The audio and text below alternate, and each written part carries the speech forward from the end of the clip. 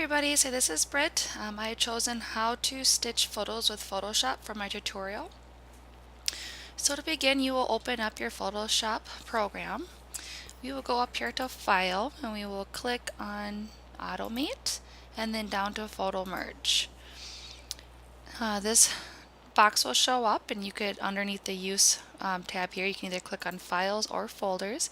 For this one I am choosing just to use just a couple files that I have already chosen for this project. So we'll click on Browse. We'll go in here and we'll click on my 3 pictures that I want to add together. Click OK. Down here we have 3 different options to choose. We want to make sure that they all are chosen. The blend images together, that will have Photoshop attempt to seamlessly blend the exposure and the color. The vignette removal will help correct any natural lens vignetting or darkening of the edges, and then the geometric distortion correction will help repair any lens distortion. So as long as those 3 are clicked to go, we are good to go there. Here are the different layouts that you can choose to do your stitching with. In most situations, the auto one is the best one to use. So once you have all this figured out here, we'll click OK. And then Photoshop will go about doing its job to get everything ready to go for us.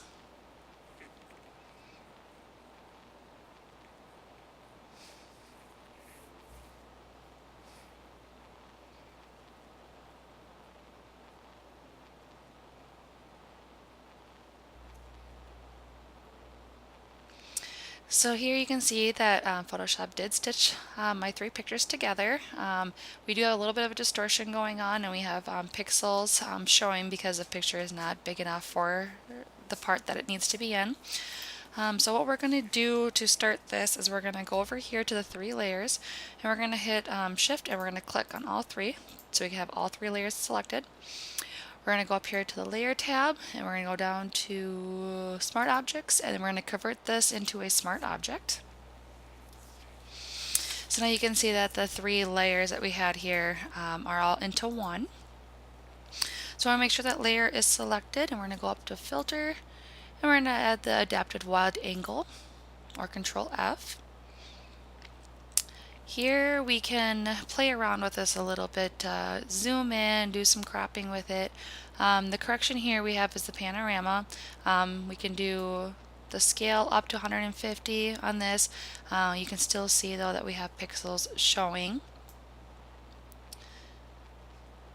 So let's go into the perspective one, so we can play around with the scale, focal length, and the crop factor. So the crop factor I want to set about roughly, let's see here once, about right in there, about 7.66. Focal length, and one at the 17.10 millimeters. You can see that if we bring it down, it zooms it out and gives you more of a fishbowl look to it. So we want to bring that back up so it's more straightened out. And then we can scale the picture out a little bit so we can kind of get to where we want it to be.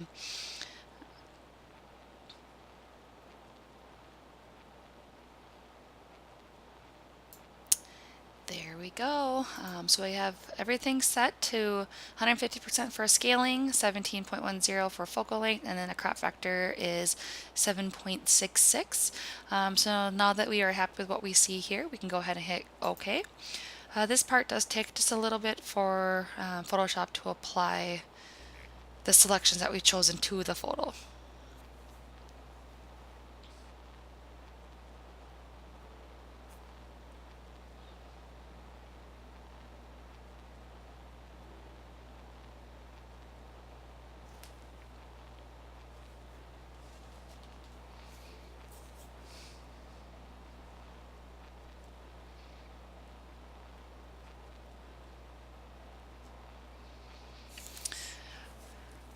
As you can see, it does take a little bit of time. Just kind of sit around and just wait for it to do its job. Once it's done, you're good to go. So just gotta be patient.